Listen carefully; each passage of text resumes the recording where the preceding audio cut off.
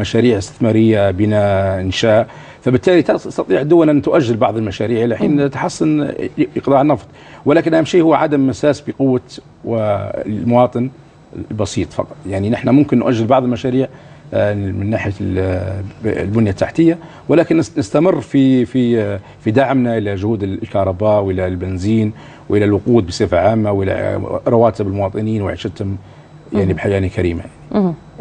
في معالجات اقتصادية طبعا، في ناس علماء في الاقتصاد والمعالجة هذينا والإدارة، ونحن الحمد لله يعني لدينا كثير من العقود طبعا. أكيد لدينا كثير من العقود الليبية القادرة على يعني خلق وإعادة الإنتاج الليبي إلى ما كان عليه. وهذا ما نعدك به إذا كان بإذن الله، إذا استقر الوضع السياسي والأمني، يعني ليبيا حتفاجئ الجميع إن شاء الله.